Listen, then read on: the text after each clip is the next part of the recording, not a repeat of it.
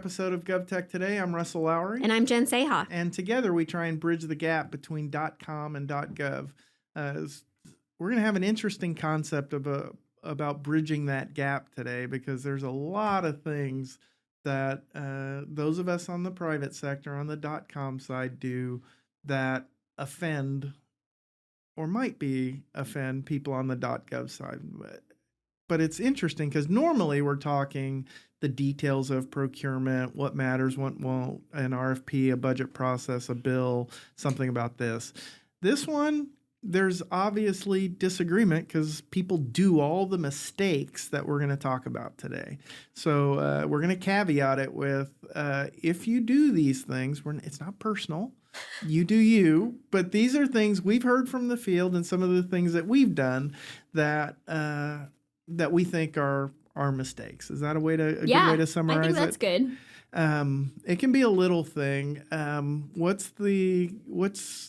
What title do you use on LinkedIn? Titles matter, I think, is probably the lesson here. So I picked up this week on someone who had a title Vice President of Capture. Ooh. And in sales, that is a real function. You're trying to capture a sale. But how lame do you feel if you're meeting with the vice president of capture? Here I am to be captured. I think it's just so cringy to me. There are other words. We can call it something more creative and less offensive. I went with, I changed mine after 6 months of doing this. I had co-founder and I talked about the company and that sort of thing. But I changed it to VP of sales. Yeah. Just to make it clear. Sure. I felt like I was being disingenuous by not saying that. I just put, and that was the role there are other people who do other things in the business, but my function. Some people would even go as far as to say, I don't want sales in my title. Right. I want client success or whatever it may be. The bottom line is titles matter. And be honest with what your function is, but do it in a way that's not going to be offensive or, undermine your client's credibility and really keep you on good terms. And have it be something that you're proud to say too. I'm vice president of capture. Come on. There has to be a better way to say that. Well, what they're trying to do is avoid sort of the used car salesman. Hey, I got a discount deal for you today. Yeah. That kind of personality. But when you come up with a weird title, it seems to fit. Vice president of capture is not the way to do that. Okay, we're gonna call that a mistake. I think of this the next one, when you try and take it to the next level and you haven't quite completed the first level yet. It's a sales tactic and process. But why don't you explain a little bit what is a mistake? We all talk about land and expand. Everybody, that's part of everybody's business. The feedback from the government side on this specifically is we brought you in to help us with one problem.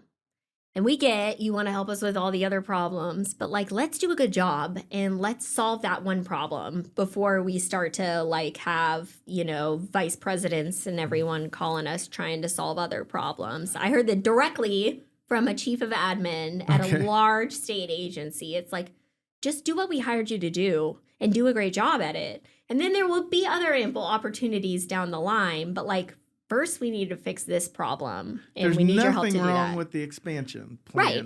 It's just if you initiate it too early, you may hurt your fully chances. land, disembark the plane, collect your luggage, call it a success, and then expand. Right. Okay. All right. Well, the converse of that is don't make a sale and just run away.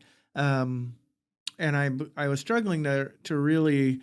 What's the scenario where someone is going to make a sale with the agency and then sort of ghost the agency? So a lot of companies are structured this way, right? They have a team that works just on sales, to the point where you sign a contract.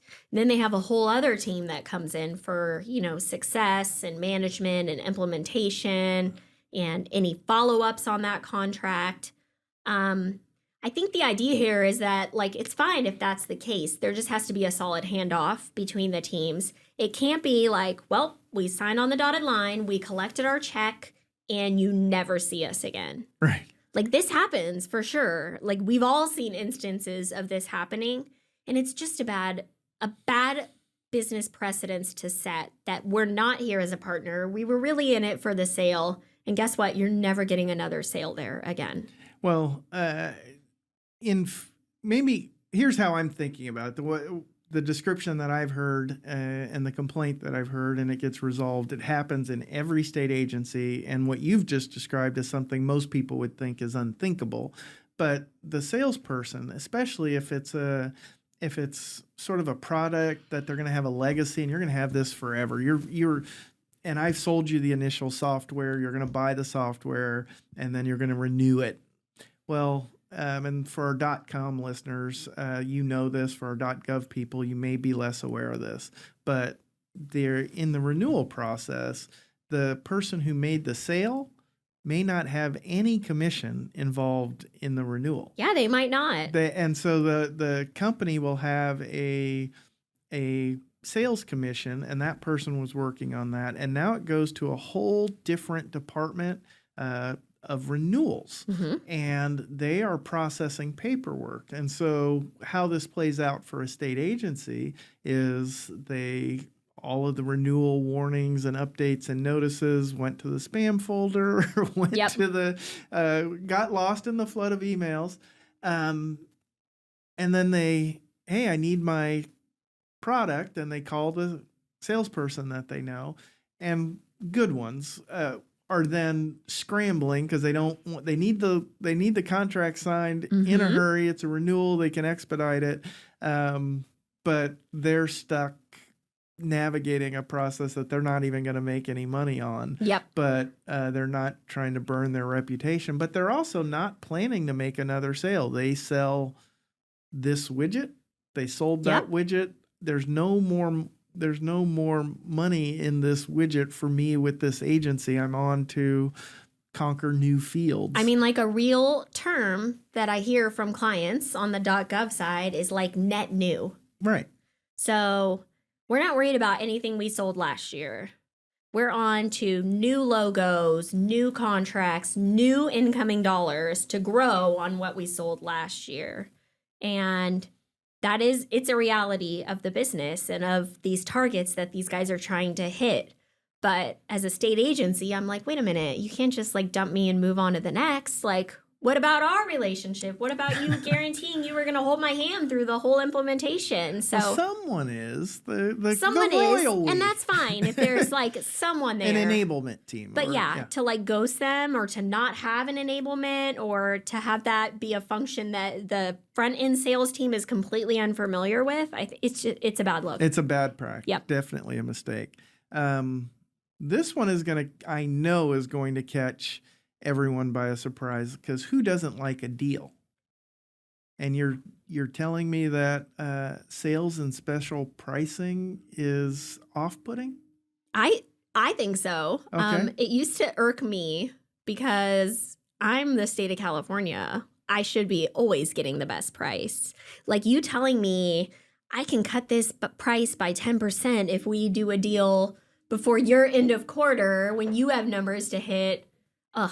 I used to hate that. I would cringe. On the state side? Yes, I would cringe every time because I'm like, if you can cut my price 10%, why haven't you already done that? Like, right. No, there should be no sales. We're supposed to be getting your best price always. So I don't know. It's a little irky. I mean, the other thing is just these deadlines that mean nothing to state government. Right. They do not care about your quota or your quarter. They have no respect for your quarter, your quota, how much you need to sell, the time that you need it done by. They don't care. So like throwing out things like that is just like a bit of a tease and really telling me that you haven't had my best interest this whole time if you're offering me a last minute deal now. Some of these, there's a common thread in some of these and a couple of the ones coming up that it makes total sense from the salesman's side of the equation. But how does it look to the person, the consumer side Yeah. the equation, and that's why we're calling it. It's sort of like the time I had a newspaper subscription and I was angry and I called to cancel it and they offered me a killer deal if I stayed with them.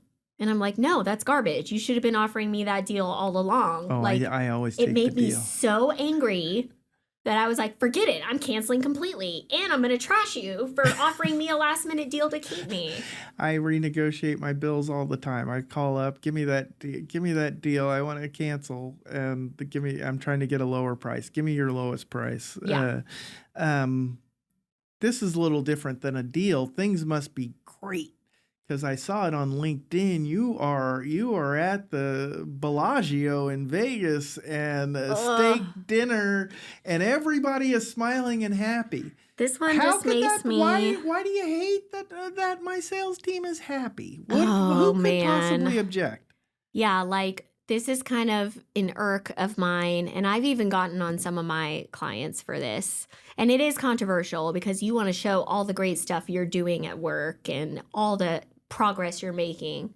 But like if I'm sitting here in government and you've just wrung me for every last dollar I had in my tiny little puny budget, and I see on social media that you and the entire sales team are at some super fancy restaurant in some great exotic locale on my dollar, basically, like that's how it works. I kind of hate that. Like, It's a waste of money to me, your client. And so I just think it's great. Have your QBRs, have your mega parties.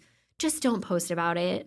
Like, don't put that you're in, Miami for the week doing a QBR. Yes, we all know that happens. But, like, we don't need to rub it in the faces of our government clients. So when I post on that I'm part of the President's Club, that I'm in the top. You made a ton of sales. You're top 1% of your company. Of the company.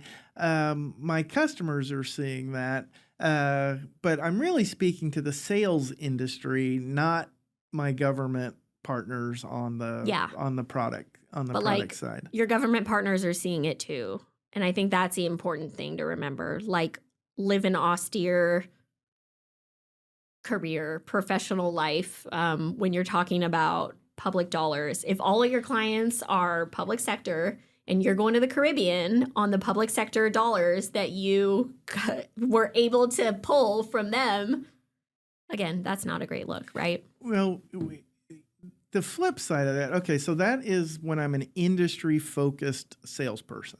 But you've identified another mistake when I'm not an industry-focused salesperson. I am, and I'm not being overly salesy.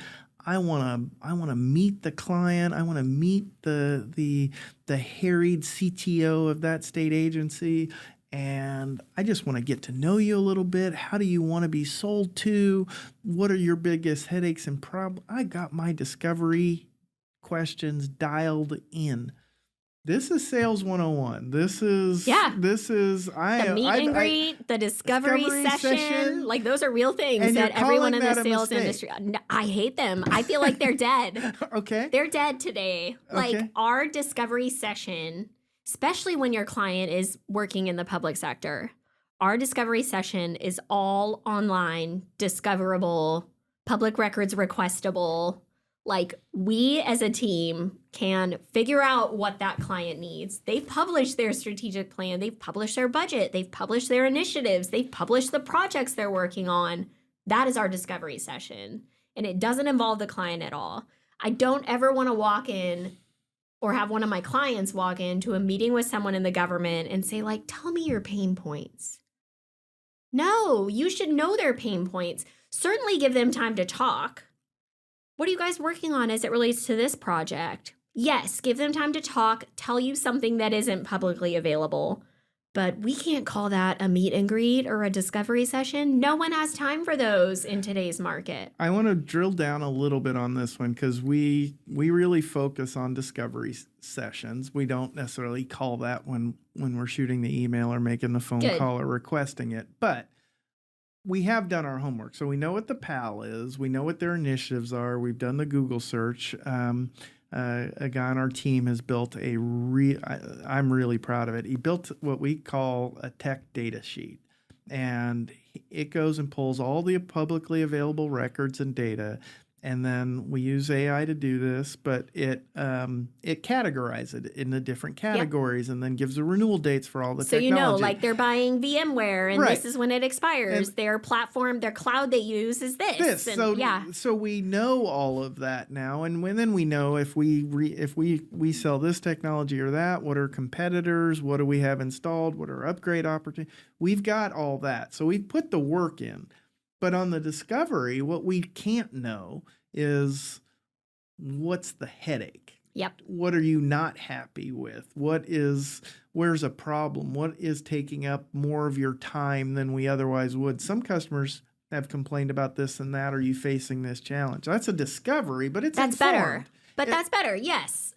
That's an informed discovery. I guess that's what we should call it, is like an informed discovery. And I'm also thinking back to when Leanna Bailey Cremens, the state CIO, was sitting in here, and I'm like, what is a good meeting to you? And she's like, when the vendor listens to me. So you need to give them time to talk, to share their woes, whatever they might be. And this comes down to the relationships with that person and like, are they actually willing to spill? Or are they just going to sit there and be like, no, everything's fine. Thanks. We don't have time for this today.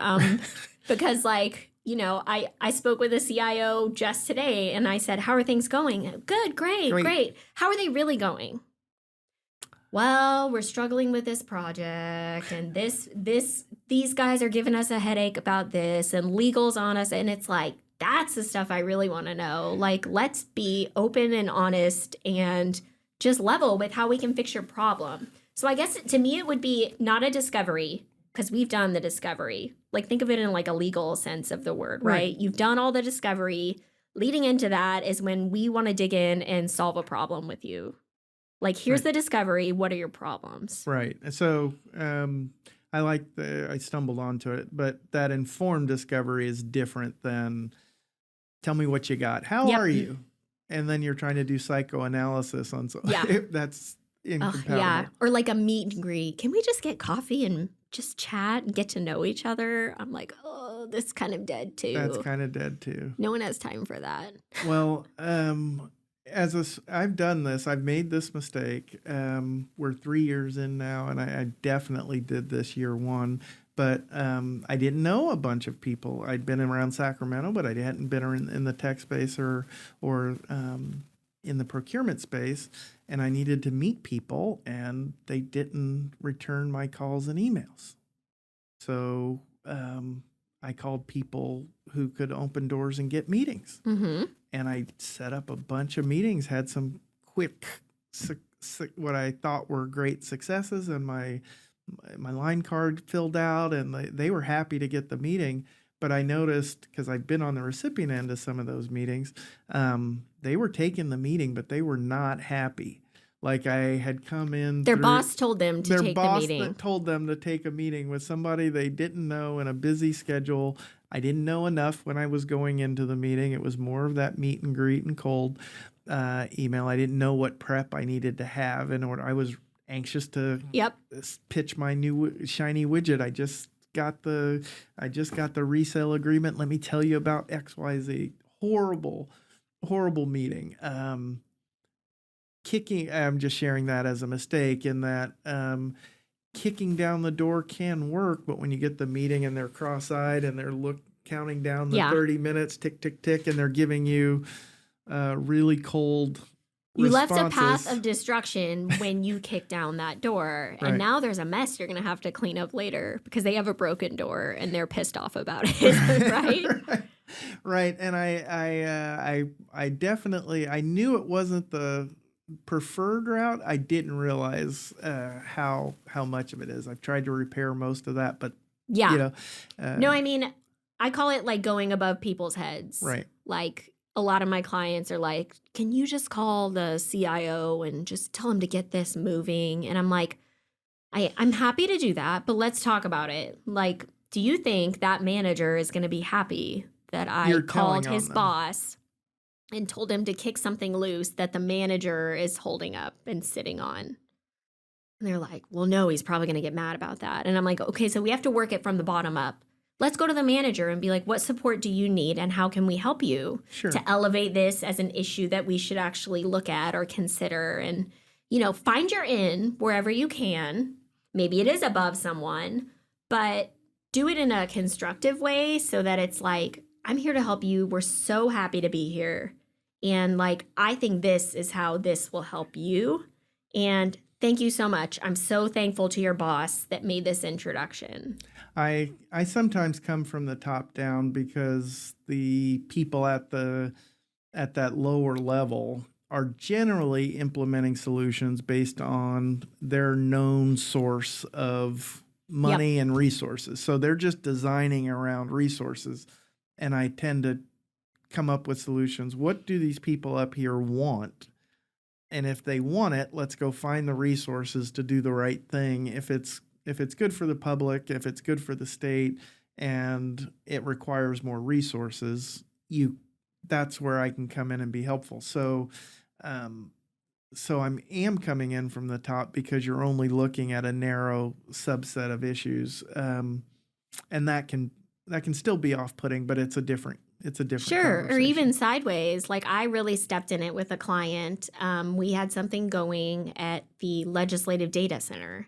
Now they're governed by The Rules Committee. the Rules Committee in the Right. legislature. And so I picked up the phone and called someone that sits on Rules Committee and said, hey, I feel like this is held up. Can you guess who got like a scathing call immediately after from the staff that were working on this, like Yes. my client? Yes. And they're like, what are you doing? You're sending your consultant in here? What, is this even legal? Have you Right. disclosed something you should? I'm like, oh my, like it was a nightmare. And I'm like, we were just trying to help. I'm so incredibly sorry. But then back from me, back to my client was like, don't do that. Don't do that to me. Don't do that to Right. you. Like that wasn't fun for anybody. Let's Right. not do that again. Like Right. let's ask them if they need support and work it from the angles that we have. That reminds me of another mistake, not recognizing where you are in the budget year or in the workload year. Yeah. Like sometimes they're slammed. It's they are right now we're in the middle of a budget process. If you've got somebody who has an initiative or a project, they are responding to questions from the administration, from the Senate, from the Assembly, Yep. from their own agency and department. And in addition to doing their job and work, you have to give space for people for the season and occasion of life. Or that they're in. new. They just started somewhere and you want to get in there on day one. I'm like, we need to give them a couple months to like settle in and figure out what their job is about. There's other factors too. There's a couple of state agencies that have federal auditors in there right now, checking for waste, fraud, abuse, all of that kind of stuff. Let's leave them alone. Like, Right. let's let them get through that. Because, the response that I get is like, I don't have time for anything but dealing with this big issue, this immediate fire that needs putting out. So yeah, being respectful of all of that, I think is something that we're still kind of learning. All right. Well, I'll give you the last word, and maybe we'll do it with this. There's no way, if you're in tech sales in California, we went through all of these mistakes, that you may have seen yourself in one of those, or maybe you disagree with us characterizing it as a mistake. What should the techsales.com person do at this point? I mean, I think add to this list too. Okay. Like, we don't know everything. Right. Certainly we don't. I'm sure there's things that I do that people are like, that's super cringy. Like, why don't do that? Why are you doing that? So I think just continuing to be open to different opinions and listening to our clients, really, which are at the end of the day, state government, right? Or citizens. I think it's always kind of incumbent upon us to be like lifelong learners in this industry, and things change quickly, incredibly quickly. And so just continuing to be open to maybe I did this in the past, but I shouldn't do this again. So just keep learning. Yeah. Well, that sounds great, Jen. Thanks. Thanks.